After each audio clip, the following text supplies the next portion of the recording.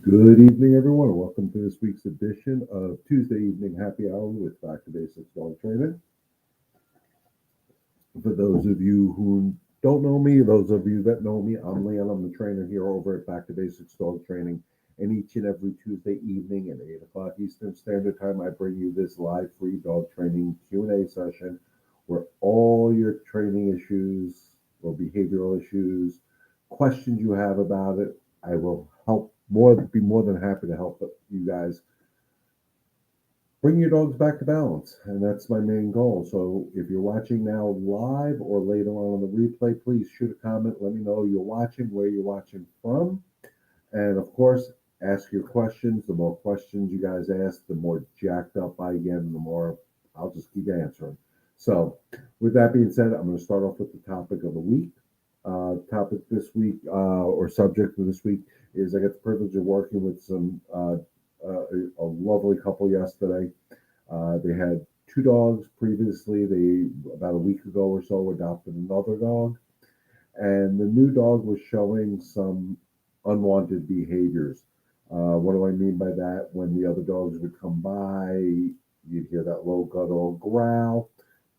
Sometimes moving forward, saying, "Hey, get out of my face," or whatever. It wasn't a comfortable thing, so the people were very nervous. The new dog is a bigger dog, so they were definitely worried about the safety of their smaller dogs. So what they did is they kept them separated in the house. The new dog was in the office. The other dogs had free run of the house, of course. The husband worked from home, so it was good. The dog was in there with him. Um, Got a little bit too much for my taking. They wanted to make sure the dog was very comfortable and, there's a new home and you're safe and you're happy and yada yada yada yada. So the husband ended up sleeping in the in the office with the pup, um, which I'm not a big fan of, but it helped them get through this week. We had spoke last week. I gave them some tips, keeping the dogs together on a leash in a controlled environment. But yesterday I had the privilege of actually going there and working with them. And the first thing I'll tell you now is the new dog is just unsure. It's very confused, and that's normal, guys. You bring a new dog into a new environment, they're going to be unsure. They're going to be a little bit uncomfortable. They're not going to be understanding necessarily, again, because we don't know their past. When another dog approaches them, that the other dog doesn't mean it's not in a threatening manner. Um, They were actually very happy-go-lucky dog. One of them was very happy-go-lucky. Everybody should be its best friend. The other one, who happened to be a deaf dog. I'm not sure exactly how the approach was because I didn't get to really observe it. But what I did notice, one of the first things I noticed is that the new dog definitely had some insecurities, was not comfortable. Um, and one thing I had to explain to the humans is growling doesn't mean aggression. And that's real important for people to understand. Growling is communication, period, and discussion. Could it mean aggression? Yeah. Or it could mean stay out of my space. I'm not comfortable. It could mean anything. It's a precluder that if we don't listen, a precursor, that if we don't listen to what the dog is saying with this growl and understanding what they're saying, it could be a precursor to a bite or an aggressive motion if we don't listen to what the growl is truly telling us. So what I did is, after having a talk with the parents, I went and got the new guy, the girl actually in this case, and had the other dogs on leashes because we could do everything in a controlled environment. We don't want to inundate. We don't want to scare. We don't want to flood a dog with, "Hey, you got to get along with your siblings. They're part of this family." Blah blah. I don't do that. We brought him out, and the first thing I did is when I took him her out of the office is I established leadership by creating the threshold management that I talk about all the time at the office door. She had to sit, she had to be calm when she was good and looking at me for guidance, and I know her energy was in a calm and her mind was in a calm state. I invited her to come out and follow me. And she did. She did really good. Took a couple minutes. It wasn't an overnight success, but it wasn't success as fast. And I brought her to where the other dogs were. And at first, we did everything distance. And the first thing I noticed was I saw tension in the new dog. She was very tense. She wasn't comfortable. She wasn't sure what her role was in our exercise or our process that we were working. She wasn't sure what her job was. So we stopped everything. Once I saw the tension, I stopped walking. I kept the other dogs at a distance, and we just stayed there. And we chat. The humans chatted. I explained to them what I was seeing. I said, "She's showing me she's not comfortable. She's unsure of this. So the last thing I want to do is now rush her to go to be with the other dogs." And as soon as I saw her start calming down a little bit, I brought her closer to the other dogs. And then eventually we were in a 2 to 3 foot area of each other. There was still the look, there was still some issues that I wasn't very comfortable with. So we didn't try anything, we kept everything safe. And then as we were talking, we noticed dogs, all the dogs, well, two out of the dogs, because one dog was an older dog and pretty much was sleeping at this point. Um, I noticed that they were starting both to relax a little bit in each other's space. So at that point, I took the opportunity to I kept the new dog on leash and I brought the other dog that was on leash. So it was dog, human, dog.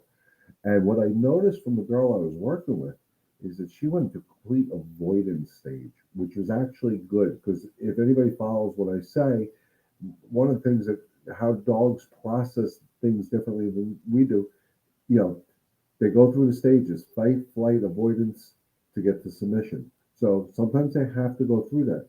So she really wasn't going to fight. She wasn't trying to escape the area. But what I noticed is her body went, I'm going to say, like a U shape, and she kind of turned her head away and she wasn't making eye contact with anybody or anything. She was totally in 100% avoidance stage. And I'm like, okay, good. We're going to let her deal with this. And I told the people when they're in this avoidance state, sometimes you may see the body quiver a little bit because I don't know what to do. I don't know what to do. They're not sure. They're not sure. But I don't look. Everything will be better. Everything will be better. And that other dog will go away. And when I look again, the other dog won't be there. I don't know. This is what I'm assuming goes through their mind. And we just waited it out. We waited it out. And at this point, when she was dog A, she was in that avoidance stage. Dog B was standing, but very rigid. Wasn't comfortable. Didn't like the energy that was, my body width apart. Did not like the energy on the other side of my body, and we let that one deal with it, and we just let it out. And I said, they may see the body quivering. I said, what I'm looking for, and this is what people have to understand, we didn't force them together. It wasn't about smelling each other's kisses at this time. It was just about coexisting in the same space, basically. Is so I was looking for some signs, and I was looking for the quiver. I didn't see it, but I said, "All right." So what we may see is we may see her dog A go into a yawn, and that doesn't mean she's tired or she's bored with the process. It doesn't mean any of that nonsense that we think it means. What it means to me is she's actually trying to get rid of the bad energy that she's feeling in a more constructive manner. And don't mind me, I'm just going to this live thing here if I can find it. And for some reason, of course, because I'm looking for it, I can't find it. No, I went to the wrong thing. No wonder why. It doesn't work when you go on the wrong thing. Um,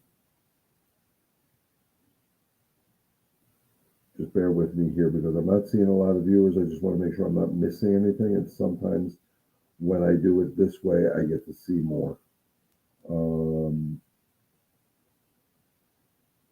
okay, so that should, yeah, now we're pretty caught up. So I just want to keep my phone on. So if I get anybody coming in and I'm not seeing chats, I may see it on my phone. Hello, Phyllis and Junior. Uh, and we'll follow up on our session from last week. So what we did with the dogs is when dog A let out that yawn, and it was so cool to see. I was narrating it before it happened. I said she's gonna let out a yawn, and then you're gonna actually see her lay down. And sure enough, within about 5, 10, I don't remember how long, she let out a yawn. She lay down, not lay down in a starter block position, but lay down on her side a little bit. She was comfortable. She trusted us at this point. And then the other dog B, the male, he laid down. So that told me right then and there, they're coexisting. I know, like I tell these people all the time, I don't expect every dog to be BFFs. We need them to coexist in the same space, especially when we bring them into our homes, and just get along, coexist with each other. Not saying they're going to be BFFs and they're going to hug and lay in the same dog bed. We need them to be able to walk around the house without worrying about anything going on. These dogs have that capability. And the beauty is watching the humans, they were like, we never thought this would happen this quickly. And it can, because we used my 4 C's of training: calm, confidence, consistency, to get the control. But the main two things were calm, confidence. I was very confident in what I was doing. I was calm. So after a little bit, I kind of stepped back. So now my body wasn't blocking them and they still were fine. Then the male moved and she wasn't comfortable. And I heard that little, and I disagreed with it. I did a little leash correction. I said, nope. She looked at me like, whoa, okay, what do you expect from me? And I didn't say anything to her. And then you could see her mind working to try to figure out what I'm asking for. What she was actually doing is reading my energy, and I was communicating with my energy. Just be calm. We just did this. Nothing bad happened to you. We did this for about 45 minutes, guys. We had one, maybe two growls, and I wasn't sure about the second growl. I'm not sure if it was just because the other dogs are pugs, so it could have been a snort that I heard that I thought was a growl. But then we brought the older dog over, the deaf one, who the day before, I think it was, they actually had a lunging thing, no bite, no nothing. They were safe. They were on leashes. Um, and then I went through how to properly handle the unwanted behaviors. So when she makes the mistake and say goes after another dog, the first thing everybody does is they pull back and they grabbed her and they wouldn't let her move forward, which actually creates the forward motion, and because that's done with tension. So if we have the dog on a leash, yes, you're going to pull back to stop the touch, for lack of better terms. But then the next thing you're going to do is pull back and you're going to go pop. No. And you're going to be calm, confident, but very assertive. That's an unacceptable behavior. And then everything stops until we get back to the state of mind of calm. Every time this little girl got into a state of calm, when she was with these other dogs when I was there, as soon as I saw that switch, I praised, good girl. And you actually see her turn around and look at me like, really? I did good? And the expression on her face was priceless. And the little stubby tail wagging. That's when I knew we were making progress and we were going on the next phase of our journey together. So, guys, it works. It's got to come from you. And it's not rushing the process, not expecting them to be BFFs. Hello, Carrie. How are you? Are you still down here? I know I owe you a phone call, but it's been a little hectic for me. We got some things we need to talk about. Um, we we we didn't rush the process. We guided them through it, and they appreciated it. All the dogs appreciated it. Guys, it works, and it's just understanding what they're saying. Like I said, growls do not. Hello, Marie. How's Mike doing? Um, Shoot me a private message. Let me know what's going on up there with that. Um, Hopefully, you guys are well. Um, so again, calm confidence controlled that situation. Um, oh yeah, I forgot about that. So let's go. I'm going to break off this subject for a little bit. So anybody who joined us last week knows we worked with Phyllis and Junior a little bit. We did a real training session here. And Phil says, my son adopted a dog and wants us to come to visit. I'm wondering how I can introduce Junior to his dog. Absolutely the way I did. First of all, I would introduce the dogs in neutral territory. Definitely in neutral territory, on a walk. On a walk. Meet down the street, meet in front of the house, whatever. And then right away, just go for a walk together and do the walk based on calm. No dog should be excited, and it should be dog, human, human, dog, and just go for a nice walk together. Establish the pack because that's what your son's dog is now as part of the pack. And definitely, Phyllis, have your son watch my playlist, How to Leash Train My Dog in 5 Easy Steps, so he gets a good start on understanding calm. So send him my YouTube channel, please, and this way he can get on board with that.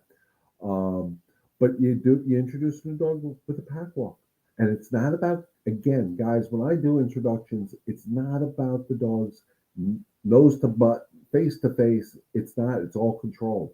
It's all based on being calm, confident, controlling the situation. We are going for a pack walk. We are in travel mode. We're going somewhere. We're in our minivan. We're going. I do not want roughhousing in my minivan when I'm going on a trip. I don't have a minivan, by the way. Um, um, so again, things can be done. Do it slowly.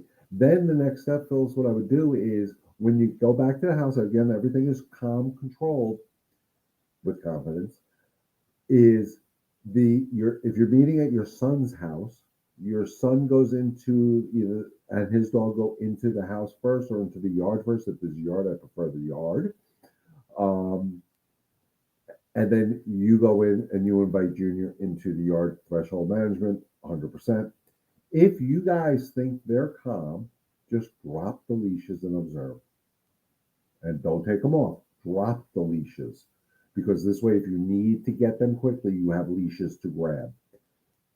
And control the level of excitement. So if they get up to a 2 or 3 of excitement, you stop it. Boom, stop it.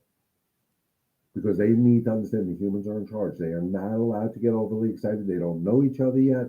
Overexcitement can turn to aggression very quickly. So you control that level of excitement, you and your son. And then once that's settled down, bring them into the house again on leashes. Sit down, get comfortable. Everybody's in a calm state of mind. Keep it in a controlled environment. Drop the leashes again. And see what happens. Make sure there are no toys around, no food around. You can leave a water bowl around. Very rarely do dogs fight over water, but food is a primal source. And just trust your instincts. Trust them. I know last week was tough with the air quality. God, I couldn't believe what was going on up north there. I've been working using your recommendations, working on being calm and confident. Again, Phyllis, and this is just regurgitating what we said last week. A lot of it's going to come from you. You need to believe it in the system. You need to believe in the calm confidence. Kerry can speak to it. I've had the privilege of working with Kerry a few times. The calmer we are, the calmer they are. It just works. Guys, there's no magic to dog training. That's why I always wear short sleeves. There's nothing up the sleeves. Um, Carrie says she's good. Got home to New York. We'll be back down south next week with Maya. Nikki will be reaching out about Echo. And take your time. I'm around whenever you're ready. Okay. I'll probably reach out to you tomorrow. And Mom and Tessa owe me a phone call, so I may reach out to all you guys tomorrow. So, I've been thinking about Phyllis, our session last week, and my sessions I do during the week. Hello, Nikki, how are you? We were just talking about you. It was all good, I promise. I've been thinking about our sessions and my sessions I do during the week, between my lives and stuff. I did an event the other day. I brought Zoe with me. I was a little too hot, so she didn't stay very long. And, everything I hear, when I hear the behaviors of our dogs, and again, I don't care if it's overexcitement, insecurity, being scared. I don't care if they're aggressive. Calm confidence fixes it. And that's working with your instincts. That's working with Mother Nature. That's the key and the success in dog training. And I don't care what other trainers or behaviorists or whatever they want to call themselves out there say. Yes, there are tools in the industry we use. Tools are just that. They're tools. If you use them right, they work great. If you use them wrong, they suck. But the one tool And Nikki can also agree. Calm confidence works. Actually, Nikki sent me a video which I will be posting up on my Facebook page. So again, guys, if you're not on either Back to Basics or my personal page, please get on it. If you're on Remember Me Rescue uh, Facebook page, please get on mine. I'm going to put the QR code up there so you guys can find me a lot easier. The QR code in the upper right hand corner, I think it is. You guys have to tell me. Is it right or left corner? Because on my screen it may be different. I think it's your upper right hand corner. If you scan that QR code, that will take you to the Back to Basics Facebook page. I'm going to be posting a video, and Nikki, I think you said it was okay for me to post the video of you walking with Echo, and it was phenomenal to see the control. Your body language was outstanding. That confidence, I felt it through the video, and you can see it, and you can see Echo respecting it. It was beautiful. Okay, it's in the upper left hand corner. Okay, thank you.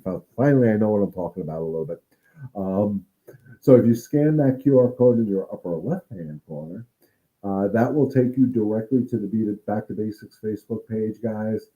Um, and this way, this video that you see, I wish Nikki, if you're still on with us, or Terry, I know you're on. If you guys have an actual before video, that would be pretty cool. That you can send me because I like to put them together. Actually, then I would ask you, Terry, to put them together for me because I can't do that crap. Um, Before and after video. That I mean, those things go such a long way. A couple of weeks ago, I showed you a before and after video of one of my customers who bought into my methodology of calm confidence with their Australian Shepherd, and this dog is doing phenomenal. I mean, it was literally dragging this lady all over the place, wrapping a leash around her. Now they walk the dog off leash. I'm glad someone asked about the introduction of other dogs. I really have a hard time with how to get Echo to positively.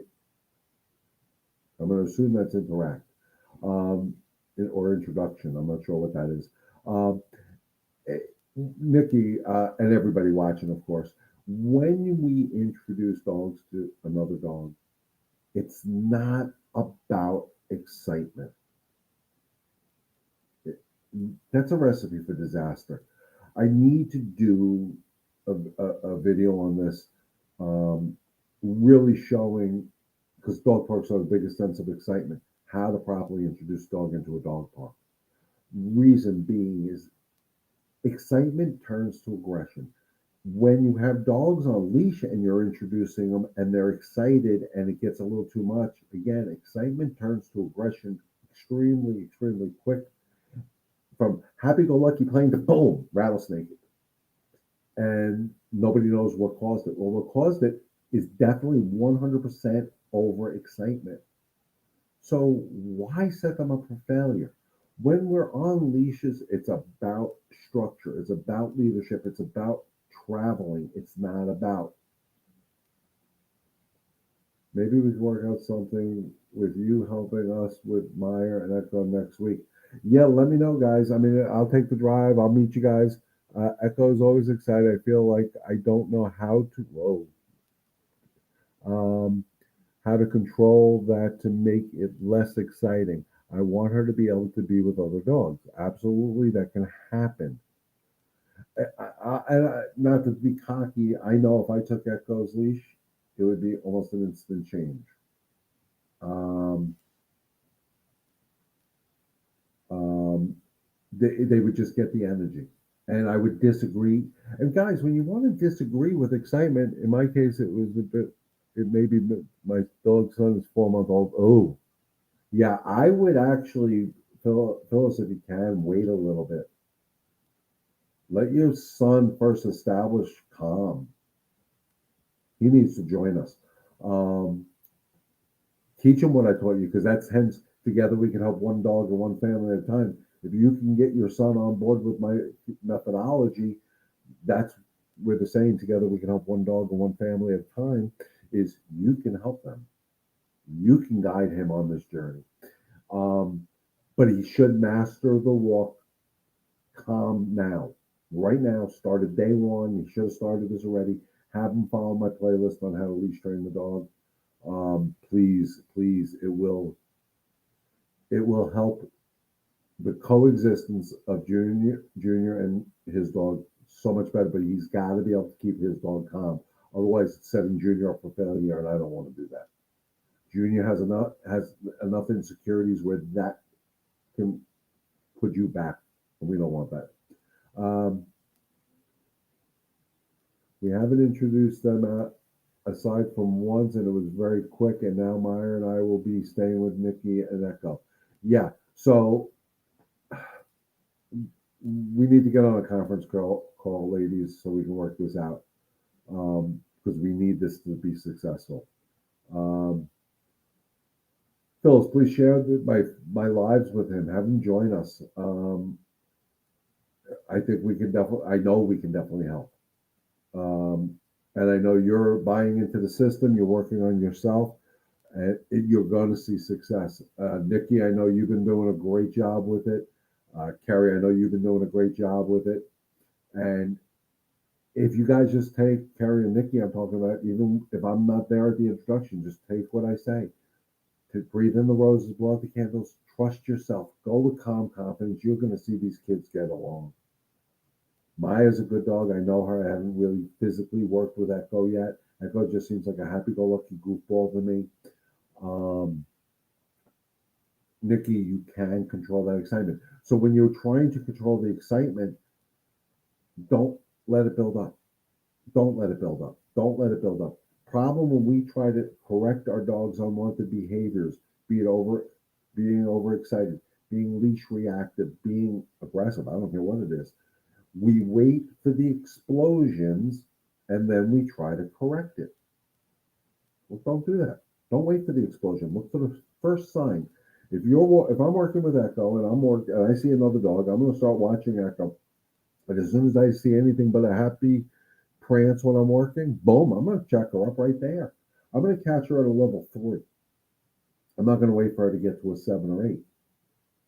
So, Nikki, what you want to start doing is looking for the earliest signs of excitement. I know people say they go from 0 to 10 instantly. It doesn't happen instantly. There's always a sign. You just got to pick up the sign. It's like the dogs that I worked with last night at the house. There was that little sign and it was that stare. Boom, broke it before it escalated. So if you can catch Echo's excitement before excitement, get her to calm, praise her, move forward. Whoop, got excited again? Boom, nope, wait for calm. Every time. So in her mind, she's going to learn, oh, every time I get to this state of mind, I get that weird feeling. She says no. Oh, but when I'm calm, she's like, yes. They get it. Just take your time. Don't rush it. Do not rush it. So, Nikki, Kerry, we need to set up a conference FaceTime thing somehow. I think there's a way to do that where we can have multiple people going. Um, Before you make your trip back down here, Kerry. Um, I don't even think you guys need me. I think, Kerry, you know exactly what you need to do. I have total 100% faith in you that you can do this. But if you need me to support you, I will be more than happy to support. You know that. So, guys, we're at the half hour mark. This has been good. Have I given you guys good information tonight? Let me know in the comments. Again, I want to make sure we're all on the same page so we can truly live up to my ultimate goal, which right now my fingers aren't working. That together we can help one dog and one family at a time. I just want to make sure that Nikki feels as confident as I do. I will get Nikki on board. Let me talk to Nikki. Um, Guys, Phyllis, I know last week was a hard week with that air quality, the fires from Canada. I couldn't believe when I was looking at pictures of like Yankee Stadium and I almost said Shea Stadium, City Field, and people on Long Island. I'm thinking, oh my God, that it looked like the apocalypse was happening. So yeah, I wouldn't have been outside very much either. Um, just keep working on yourselves, guys. Every time you think you're at that crossroad where, okay, I'm not sure, Stop. Take that deep breath in. Breathe in those roses. Blow out the candles. Center yourselves. Have faith, confidence in yourself. Trust your natural instincts. It's there. We all have it. It's not magic. I have faith in all my listeners and all my followers out there that you guys can do this. I want to change the world. I want calm, confident people. I want people that don't rush around like lunatics trying to get out of their houses. Get up earlier. Stay calm. Take the last 15 minutes to just have a cup of coffee before you leave the house in the morning. Relax. Enjoy being home. And then casually go out to work. Stop rushing. My confidence is still very low, but I want to be better so I can set a goal on myself for success. Nikki, you're getting it. I watched that video. I watched it 3 times. I don't normally watch videos that many times. And I looked at your body language. I wasn't there, but I'm telling you, the confidence I saw in your body language, girl, got it. I know you do. Trust yourself as much as I trust you, and as much as Echo trusts you. Trust yourself. You got this, girl. I know you do. So, with that being said, guys, it's at the half hour mark. This dude did not eat dinner yet, and he's freaking hungry. So we're gonna wrap it up unless there's questions. If there's questions, you know me. I'm gonna go for that, and we're gonna answer the questions. Um, if not, we're gonna wrap it up for the evening, guys. Thank you for inviting me to your home each and every Tuesday evening, 8 o'clock. I will be live again this Saturday at 11 o'clock Eastern Standard Time. That's every other week. So this Saturday I will be live in the morning, 11 o'clock. So Phyllis, share my information with your son. Get his butt on here at 11 o'clock with me Saturday morning. We're going to start helping him with his puppy. We are going to help one dog and one family at a time. So with that being said, guys, again, thank you for inviting me to your home. As always, stay healthy, stay safe. God bless. Love you, Carrie. Um, you'll be here on Saturday. We need to talk tomorrow. I will give you a call once I become conscious tomorrow. And we'll figure out something. I'll do FaceTime, so I'm warning you now. So, um, as always, stay healthy, stay safe. God bless. And remember, together, we can help one dog and one family at a time. Enjoy the rest of your evening, guys, and we'll see you Saturday morning.